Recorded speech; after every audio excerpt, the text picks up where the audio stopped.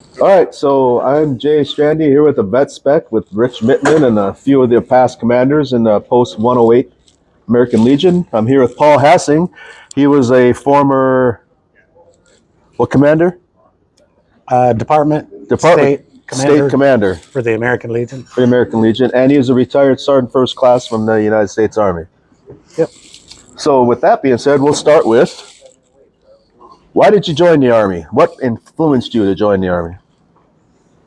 Joining the Army was mostly because I really didn't know what I wanted to do. Okay, fair enough. College, I knew myself then. I knew college wasn't going to be, I wasn't going to put everything into it that I should Right. going to college. I knew I needed a little bit of discipline and some time to figure things out, so I joined the Army. Okay. And you served for how long? Total 32 years. 32 years and retired at AGR, Active Guard and Reserve. Yep. I did, ended up with 17 active duty and 15 reserve. Okay. And you were a Miltech too? Yep. Where did you work out of? Out of mostly Fort Snelling and Mankato. Fort Snelling and Mankato. So you're in the engineering unit down there? Yep. Okay. Yeah, that's the unit I worked for. I mean, when I was in my Miltech, we supported them guys from. I started working at the AMSA shop in Mankato in 2000, and we were the shop that supported the Mankato engineers, along with, what was the other unit that was over there many years ago? It was like a little detachment. There was two of you in that one building. When were you there? I was there as a Miltech from 08 to 2010. I think they were gone by then. Yeah. Okay. I know who you're talking about, though. They talked about him a lot. Yeah. They were like a little, I don't know what kind of unit, can't remember what kind of unit they were, but not water purification, but something along them lines. They weren't a very big unit. Yeah. So. I can't remember. So I went back there as AGR career counselor. Okay. For the last 5 years of my career. Okay. And then you met, that's how you met my son Britt, because you guys were career counselors together. Yep. But he was out of Fort Snelling. Yep. Yep. Yeah, when I was strict reservist as a career counselor, I worked for Britt. Yeah. And then I went AGR and got assigned to Mankato. Okay. Cool. Very cool. So it's 32 years, and you were a career counselor the whole time? No. Oh, no. Engineer. What were you before? I started regular Army as flight operations. Oh. So you and Charlie get along really good. Because he was flight ops when he started.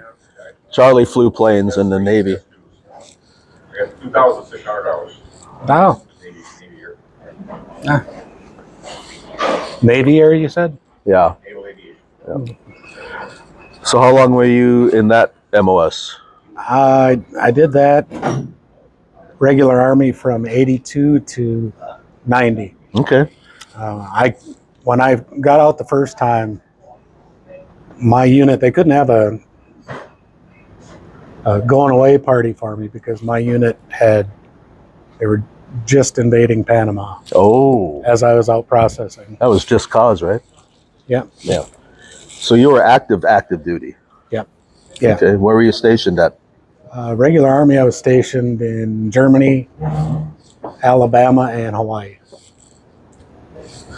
Fort in Alabama, were you at Fort Rucker. Fort Rucker? Yeah. So you were helicopters, or were you fixed wing? I was flight operations, so. Oh, for anything then? You took care of anything. Okay. Yeah. I did some time at Fort Rucker. Did you? Yeah. That's where I went to Warrant Officer Basic. Oh, that's right. That's right. Where at in Germany were you stationed? Schwäbisch Hall. I've heard of that. Where's that by? It's kind of in between Stuttgart and Frankfurt. Okay. Because I was in Mannheim and Kitzingen. Okay. So near Würzburg and then near Frankfurt. Mannheim was closer to Frankfurt, and then Kitzingen was just south of Würzburg. But I heard of Schwäbisch Hall. That seemed like a pretty... Schwäbisch Hall was home of Big Windy. Oh, okay, that's why. Yeah. That's where all the Chinooks were at. Yep. Yeah, buddy of mine was with that unit. When I went back to Germany my second time, he had gotten out of that because he always on Facebook he always talks about Big Windy, and I had no idea what. I mean, I knew it dealt with Chinooks, but I didn't know it was based out of. So now I know. Oh, Big Windy? Big Windy. Okay. Because the Chinooks Yeah. got the two big. Yeah. Yeah. Cool. 180th Aviation Company. That was my first duty assignment. Was So you got to spend a little time in the Chinooks then, did you? spent a lot of time in the Chinooks. Yeah, they're fun to fly in. Yeah, yeah. I had a really good operations officer that he wouldn't let me do my job back at the office until I Understood the rest understood. So he made me fly everywhere, which was, I enjoyed it, but That'd have been fun flying around Germany in those things. it was a blast. It was an absolute blast. I mean, I got to fly in them in Turkey a couple times, and then I got to fly in them when I was in Afghanistan a couple times. So it was pretty cool. My son works on them now up in St. Cloud. What type aircraft, Paul? What type aircraft? Chinook. Chinooks. Yeah, my son's at the St. Cloud National Guard facility up there, the flight line up there, working on Chinooks and Blackhawks. So 15. 15 uniform. Yeah. Yeah, you went to Belvoir? Is it Fort Belvoir in Virginia where they did AIT for those at? What's the naval base in Virginia? Newport News. Norfolk? And Well, there's several, but Yeah. the big one. There's Newport- Belvoir, and then there's Newport News. He was at Belvoir, I believe. Years ago, the Chinook mechanics used to go to Newport News. Okay. He was at Belvoir. He didn't like it much. But it is what it is. So you're married? Married. I have 5 kids and 10 grandkids. Nice. I got 5 kids and 3 grandkids. But Give it a few years. yeah. And, And you're originally from Wells, I heard you saying earlier. That's south of here a little ways. yep. Yeah. You still live down there, or where do you live now? I live in Montgomery now. Montgomery. And you're based out of Bloomington for your American Legion. Yep. We when I first joined the Legion, when I first joined, I was made commander right away of a post they were starting, and they got me to join the Legion just so I could be the commander. But I really didn't know that much about what the Legion was. They had needed somebody, and so I said, "Yeah, I'll do it." And then years later, I still didn't know that much about it, and I was going to, fall conferences and district conventions and stuff like that, and it really wasn't. I was only doing it because I had to. Mm-hmm. And then I met Steve Sullivan with the Legion Riders. I was actually leaving a fall conference thinking, I don't know if this is for me. I was walking out into the vendor area, and he was out there. And I said, "What's this Legion Riders thing?" And he said, "Well, are you a Legionnaire?" I said, "Yeah." He said, "Do you have a bike?" I said, "Yeah." He said, "You're a Legion Rider." And then I started having fun again with the Legion Riders. But while we were on those runs, people started asking me questions about the Legion. They'd say, "Well, you're a past commander. What's this? Why do they do this?" And I honestly don't know. So I went back to Steve Sullivan and I said, "What is all this?" And he goes, "There's plenty of ways for you to learn what the hell you're talking about." And so I took now it's called American Legion Boot Camp, if you're familiar with that. It's free to any member online. Go to the national website, and it will tell you, it opened my eyes so much about the American Legion. It was unreal. And then I could start answering those questions. And then I started getting even more into it. I went to Legion College, learned more about it. And the more I learned about it, the more I kept saying, why aren't we telling everybody this stuff? If we did, I think every veteran out there would be joining the American Legion, but we're not telling that story. We're making them find it out on their own. And I think we're doing ourselves a disservice by making them find it out on their own. We need to be telling our story to everybody. And see, that's kind of part of the reason that me and Rich came up with this idea. And we were talked about it after a meeting one night. He had said something. I can't remember how I even heard you talking about it, or did you bring it up? Ask for volunteers. Yeah. That wanted to. Oh, yeah. He just brought it up at a meeting. So after the meeting, I said, "Hey, I'm in." So we talked about it, and there's a few things that we wanted to use this for, use this platform for. One was, me and him talked, and we both know that how soothing, or not soothing, but therapeutic it is for veterans to talk to other veterans. Yeah. Especially veterans that have been to war, whether it's Vietnam, World War II, Korea, Iraq, Afghanistan. They're all different places, but once you start talking about it, you've all been in this shit together. Yeah. It's same shit, different place. And I know a lot of veterans embellish. Got to tell their story a little bit better than it actually was, or a little bit worse than it actually was. Not here, no. We tell the truth here. But that was one of the reasons. The other reason was to bring people like Mark from across the way in, our VSO for Le Sueur County. Yeah. We had him in here 2 weeks ago to help, put out there to veterans how important it is to find the DAV, your Veteran Service Officer, Oh, yeah. an American Legion, a VFW, especially if you've been to combat. If there is something going on with you, you need to go see one of these organizations and try get the help that you need through the VA and all these other places. And then the other reason was what you were just talking about, to get out there, because we noticed Rich is probably the youngest guy in our, except for the other guy that was just here.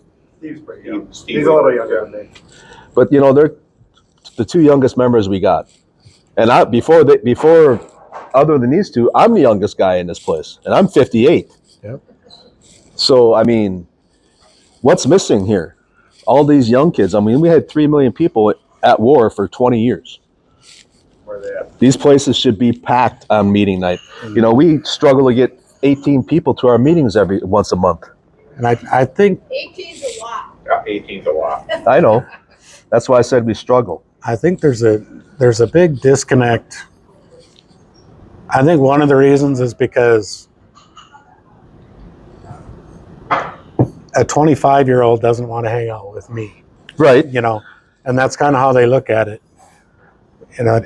We need, and unfortunately, I think our national organization is saying we need to focus on the 25-year-old, focus on the 25-year-old.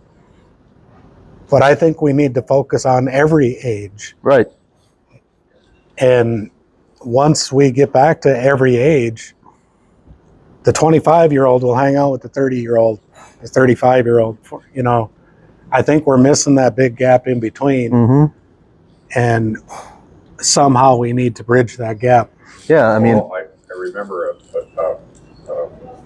third district convention, and Dan Ludwig got up and gave a talk. I think it was his year after his national commander, and I'll never forget what he said. He said the American Legion is too old, too white, and too mean. Yep. And I'll never. It was such a strong statement, and you could have heard a pin drop in the room. And still to this day, it wasn't that long ago, down at the Mankato unit, one of the guest speakers they had for their family holiday thing couldn't be there. So they said, Paul, can you speak for a few minutes on the Legion since you're here? And so I did. And I had talked to these guys about the Legion for it was like it was going in one ear, out the other. And after I talked at the family day, so many of the spouses came up to me with their husbands and said, "Why aren't we a member of this organization? Have you not heard of it?" And they said, Sergeant Hassing's always talking about the Legion. Man, the Legion this, Legion that. And overwhelmingly, the spouses were saying, "Well, weren't you listening?" But I get it. They didn't want to listen to me. I'm an old guy. They wanted to. So we need to find a way to bridge those gaps. Right. And tell our story on why the American Legion is here and still relevant. It's not an old retired white guys club. I know I sit on the board of directors and I look around and it looks like an old retired white guys club. And I don't mean that in a bad way. I just mean it. That's what it looks like. And all those years ago, Dan was absolutely right. That's how we're being seen. And overwhelmingly, when I ask somebody to join the Legion, they say, "Oh, that's something I'm going to do when I retire," because that's how they see it. Right. It's tough as a young guy, though. I mean, with families and kids, and It is. trying to make this a priority. I think what we need to do is, there's so many. And I was at our gambling meeting the other night, and we get all these requests for money. And there were like 3 or 4 groups that are really good groups. They're veterans, the veterans this, veterans that, veterans kayaking, veterans, whatever. And they're for younger veterans. And all the younger veterans are joining these things to do fun stuff. And I said, we're giving our money to them so they can recruit the younger veteran. And I said, why don't we have the American Legion Kayaking Club? Why don't we have the American Legion? Why aren't we bringing in these younger ones to start their own and we back them? If they're interested in rock climbing, come to the post and we'll back you on the American Legion Rock Climbers of America, whatever you want. Those are the types of things we need to do. Get them involved, because I guarantee you that, Iraq Veterans Kayak Club is not lobbying Congress. They're doing some good things, but they're not lobbying Congress like the American Legion is. Right. So we need to, and on the other end of that, Congress is looking at us and saying, your voice isn't as strong as it used to be.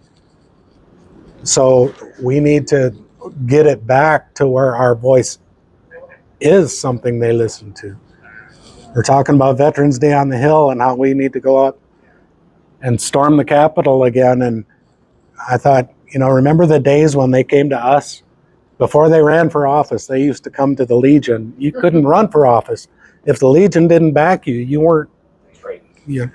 We need to get back to those days. It's just a question of how do we get back there? True. You sure can say whatever you want. That's why our priority lately, or has been since I've been commander, to go to the pillars, and we absolutely do children and youth. And the other thing, we do support them. These kids are trap team, trap shooters and stuff. The other thing is what I've done just on my own is I stay in touch with active duty young people. I write letters to them at Christmas. It's a great idea. And in July, twice a year. I have 18 young people, officers, enlisted, National Guard, regular military, women. Yeah. I just got their names through grandmas or auxiliary members or post members. So somehow they have a connection to our Legion. Mm. So that's a great idea. yeah, and I just do it on my own. And the post they go, when I ask them if I could do that, they go, oh, do whatever you want.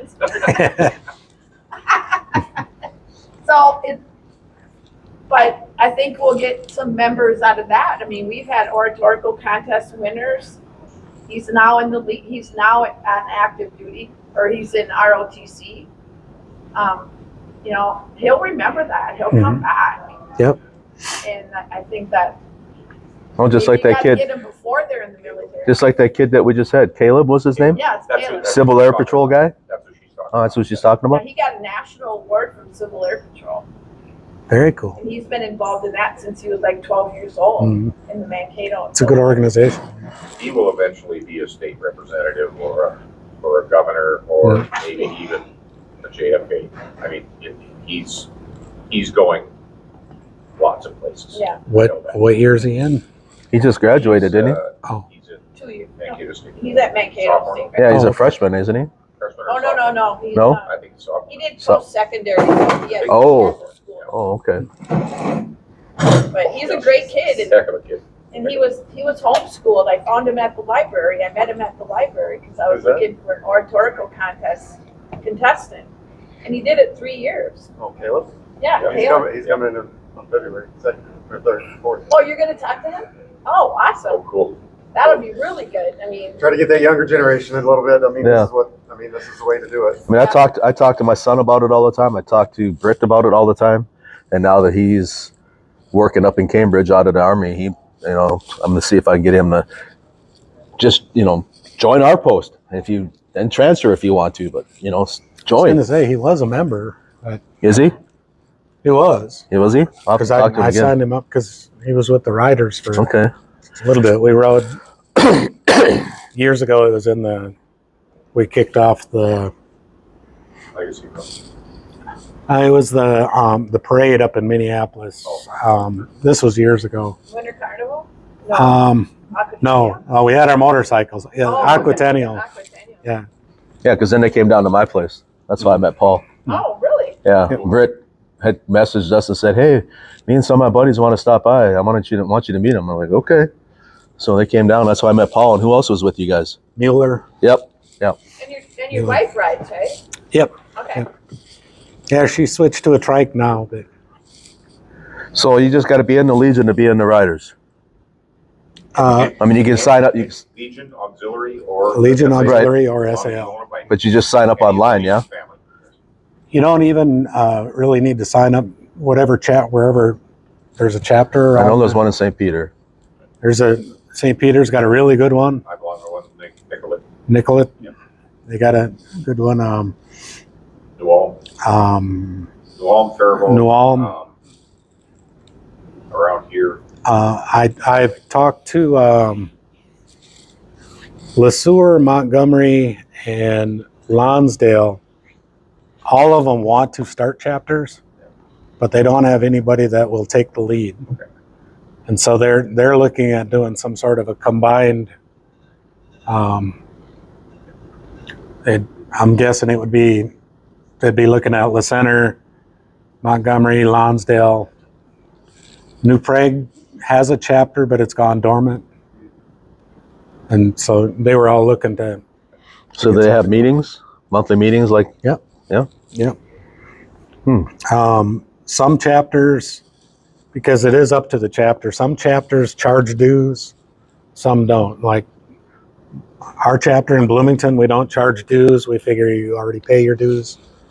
Nicollet doesn't either. Nicollet doesn't charge you. But then like Austin, Minnesota, they charge like $40. Oh. And and you got to pay And they do. $50 to be in the Legion. And they have a pretty big chapter down there, so they do great things. They give away a lot of money. They raise a lot of money and they give away a lot of money. Paul, can you talk a little bit about the legacy run? Yeah. Well, the legacy run, it's kind of getting confusing because it changed. For years, I think since 2011, Steve Sullivan, when I was talking about, they were out at National and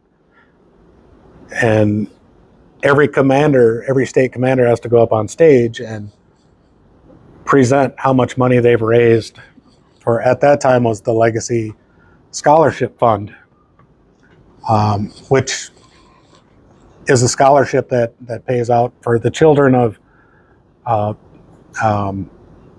military that were killed in action or died on active duty. It's for their children. So they had tasked the Legion Riders with raising $20 million. And if you raise $20 million, this would be set up for perpetuity. And so that very first year, they didn't really know about it.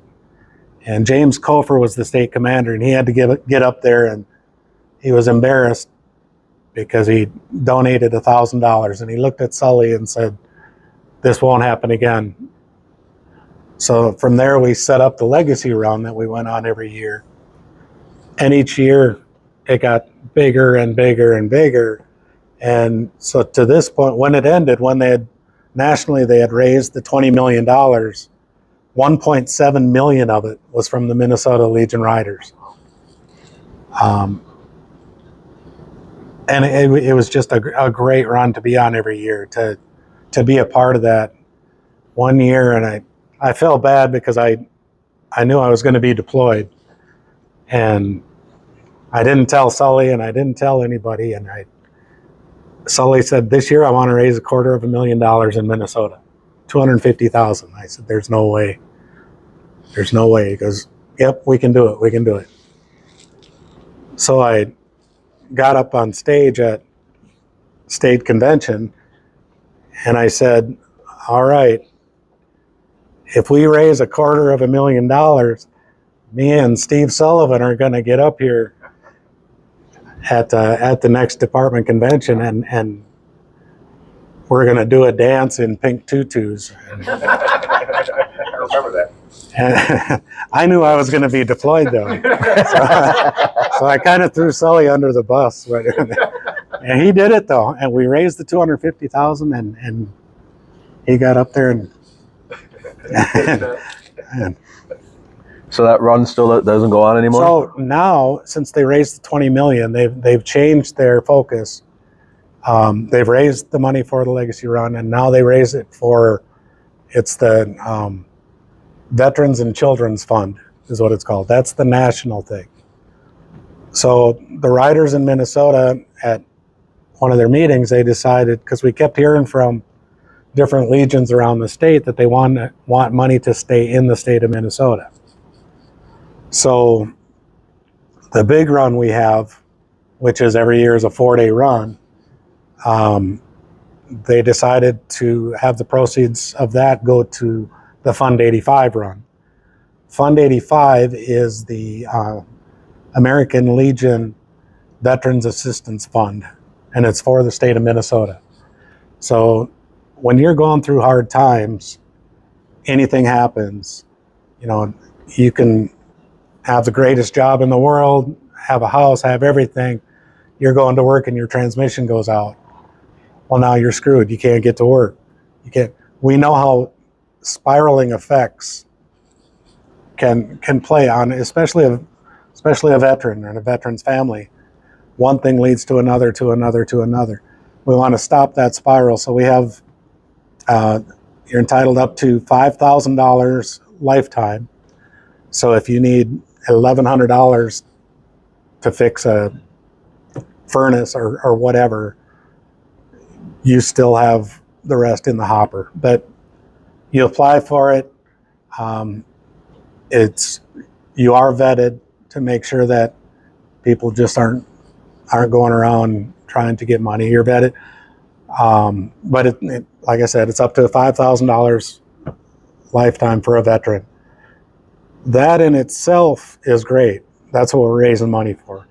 But what we found when they apply for these grants, there are veterans that are applying for, I bring up the transmission. They're applying for $2,300 to get there. While when it gets to the veteran service officer, they're finding out, or they're asking questions. Are you service connected? No, I never applied. So they're getting them in that hooked up with the VA. And then there's also, oh, you belong to this. Have you asked them? Well, no. So they're finding all these, I guess you'd call them tertiary avenues for the veteran to go. Veteran lost his job, whatever, they need money to pay a few bills. They're, have you applied with these guys? These guys are looking for somebody that has your, so it has all these extra things that we didn't even foresee when we were raising money for Fund 85. That's the big run we do every year. This year it'll be, New Ulm will be the kickoff party. I believe it's July 23rd, something like that. Yeah, New Ulm will be having the kickoff party, and we haven't determined the ending party yet. It'll end on a Saturday, and then we have the National Veterans and Children's Fund that has gone to a one-day ride, and that's in middle of August sometime. Can you get those dates to me when you get? I most certainly, yeah. Okay. Jake? Yep. Yep. So, That's what I was thinking of. It's a fun ride. Everybody on the ride pays their own way. We pay our own hotels. We pay our own gas. None of the money that we pay for that comes out of what we raise in donations. But it's over the years, people have, that's their vacation now. We have such a good time on this run. This year we'll be doing the southern half of the state. Last year we did the northern part of the state. It's just a truly a great time. At the end of, there's no alcohol on the run itself. Every day we have kickstands down, and then you can do what you want. We have a lot of hot tub parties at the hotels, and a lot of the hotels over the years have gotten to know us, and they go, yep, all right, well, we're going to book all you guys down here, and we're going to book people away from the hot tub area because you guys are going to be a little loud. But we have a good time and raise a lot of money. How do you raise money for that? Besides I'm guessing there's a fee that the rider's got to pay to ride.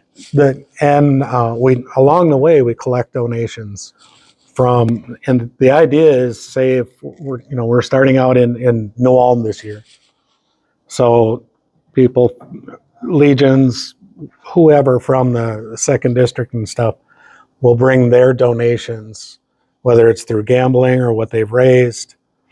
They'll bring that to New Ulm, and then at every stop, different legions and things in the area, businesses will bring their donations to that stop. Okay. We have a guy up in Walker, Hoops. He really should be teaching a class on fundraising. He will go through Walker, Minnesota, and he will knock on business doors with a flyer saying, here's what we're raising money for. And then he follows up, and I think every year he raises himself just doing that, like $34,000 every year. It's just unreal. Just knocking on doors. And well, my grandfather from World War I, he's post commander at Walker for several years. really, Yeah. oh, beautiful post. Yeah, we like going to Walker. It's a great post. They do some really good things for younger veterans Yes, they up do. there. Yeah, Very active. I think we need to those posts that are doing really well with the younger veterans like Walker and stuff like that. I think we need to talk more Figure out what they're doing that we need Yeah. to do. and Emulate them. And to be honest, there are posts that are doing great with younger veterans, but they can't get the older veterans in the community to. So it's like, all right, let's talk to each other, figure out what's These going are our on. kids, right? Yeah, Yeah, let's get them involved.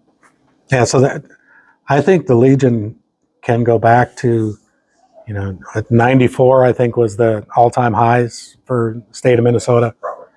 And that was the perfect storm. It was right after Desert Storm, and people were patriotic, and nobody was really, it was just for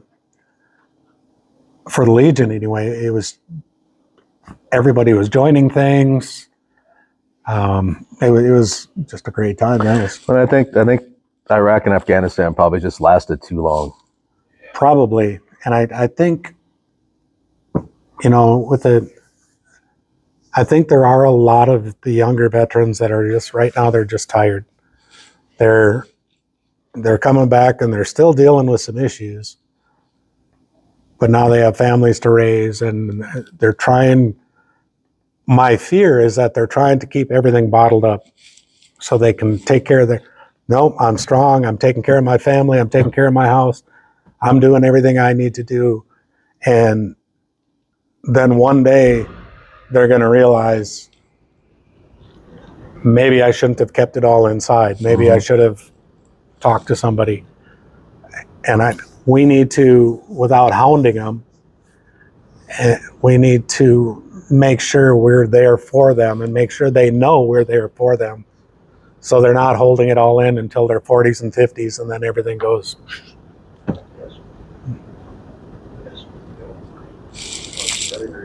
You got anything for him?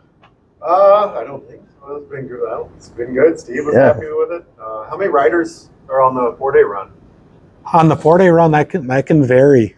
We've had our very first one. I think we had 5, and it was a blast. Oh, sure. And then there was one time when we pulled into Zimmerman with 150 some riders. Wow. And that was fun. Yeah. I have my preference for what we, How far do you usually travel in a day for them? in a day. Yeah.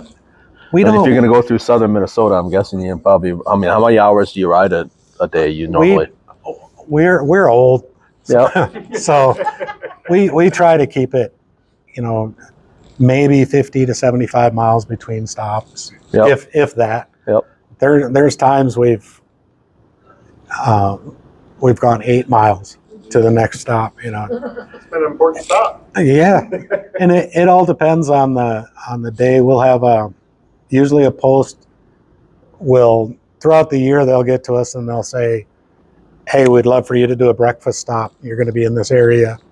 So we'll have breakfast at this post and then lunch at this one and dinner at this one. So I'm guessing it's like a lot of these motorcycle rides where it's maybe 120 miles a day that you drive, because you get to a spot, you're there for an hour and a half. Yeah. And then you ride for 45 minutes to the next spot and you're there for an hour. And by the time it's all said and done, you maybe go 150 We miles. usually do, we'll do the eating stops, and then we'll do the butt stops, depending on the area, depending on how far it is. If it's just to come in and, get some water or whatever. It depends on the day. We've gone throughout the whole run,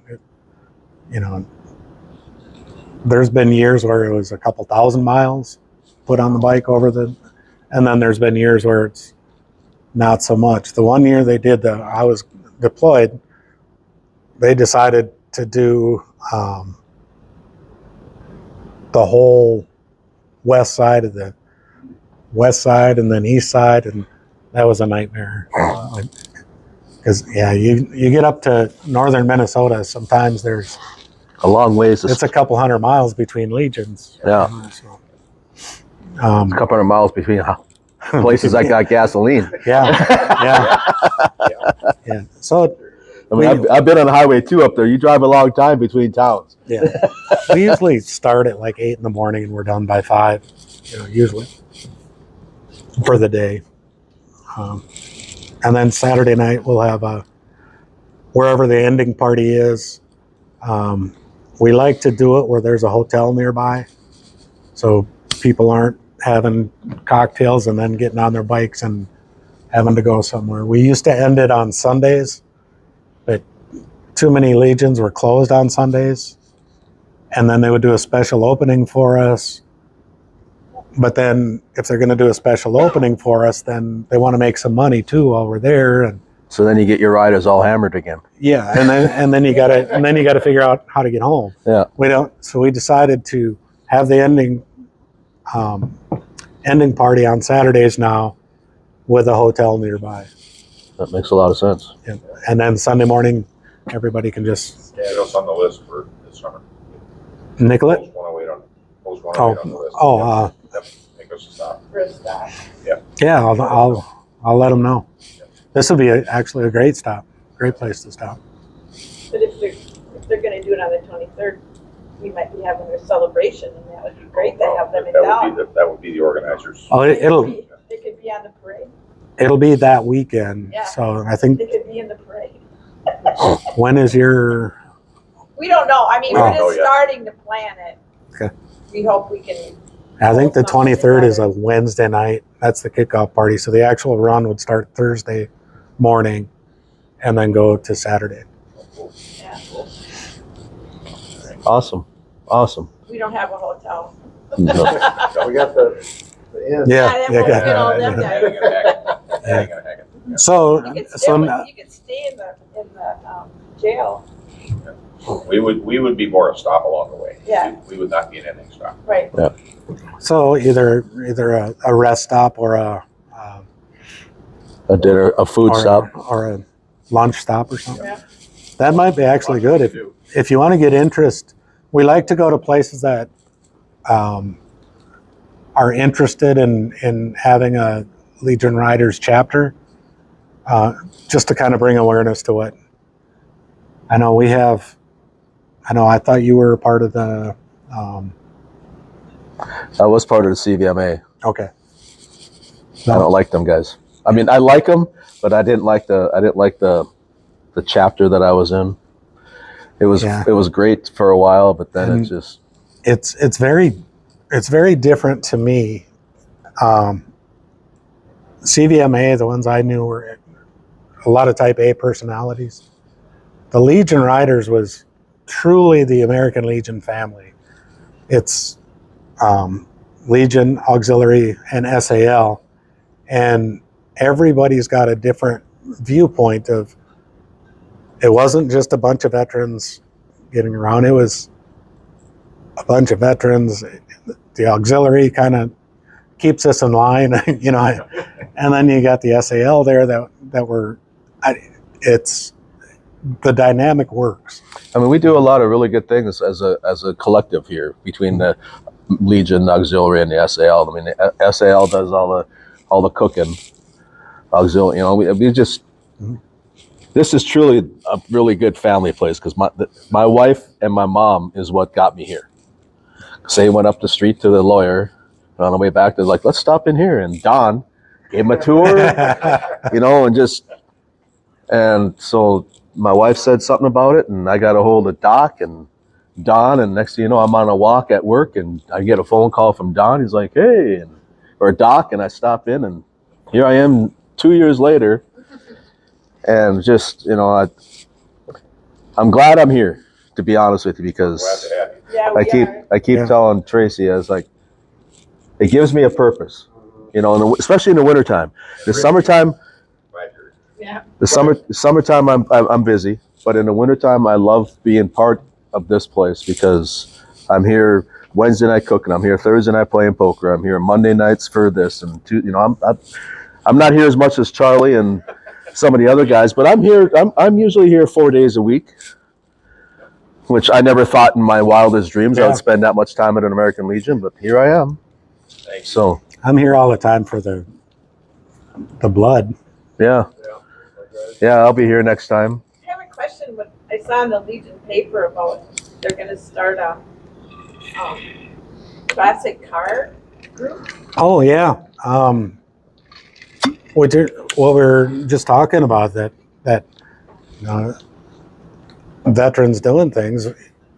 The Legion has the riders for motorcycle enthusiasts, and the 4th District Commander John Hayworth said, "You know, I'm into classic cars and stuff. I'm not really a rider. What can we do?" And he said, well, couldn't we do the American Legion classic cars?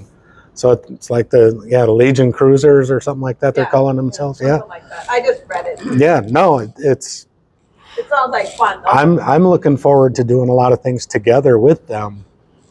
I hope it gets off the ground. I hope it gets going because there are a lot of.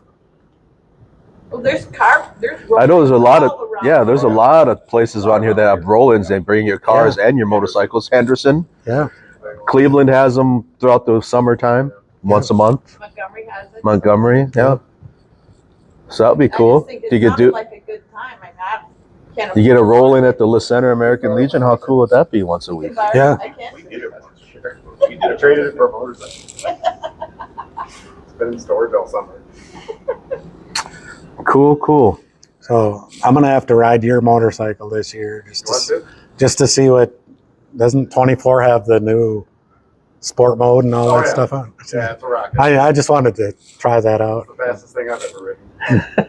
For sure. Well, I don't have anything else for you, Paul, unless you do. Oh, thanks for having me. And It's been a very eye-opening. It's been amazing, if and I'm glad. Send me the link for that first place that you talked about, because I'd like to do a lot of this. I need to figure out more about the American Legion since I'm fixing to take her a job in a few months. just go to the AmericanLegion.org. the national website, Mm-hmm. legion.org, and go under. Oh, just search boot camp Boot camp, or basic training. basic training. Yeah. Okay. Yeah, I need to do that. Yeah, when I first took it, they had to mail you the course, and then you had to sign a thing and mail it back saying I've read the course, and then they mailed you a test, and then you had. Well, Paul, was that what the Legion College turned into? Because when I went, I think it was called Legion College. Yeah, it was Legion College. To get into Legion College, you had to pass the extension course. So it was the Legion College extension course. Okay, right. And then they put it online, and they called it boot camp. And then now I think they changed it to basic training, Legion basic training. Well, look, Even told me about any of that. It's I It's- became the commander by. it's really Default. good stuff about how the GI Bill was first Yep. thought of. I don't know if you're aware of that. The GI Bill was written on a stationery from the Mayflower Hotel by then National Commander Henry Comery, and it talks about what it took to get passed, and how the other service organizations were so against it because it would bankrupt the nation, and it would. But the Legion pushed it through, and they got it passed. And there's a whole story with what they had to do with an airplane to get somebody there for the final vote, and all. It's crazy. It's a good story. But yeah, the Legion got the GI Bill passed when they wrote it, and What year was put it that? in. At? That was in 40. 48 or 49. It was Yeah, after so- World War II. I think it was 48 or 49. I was thinking he wrote it. I don't. I'll have to retake the course, but I was thinking he wrote it before they were coming home, though. Because the GI Bill wasn't the GI Bill passed in 46 or something? Maybe it was 46. It might have been 46, but it was after the arms system. It was after World War II.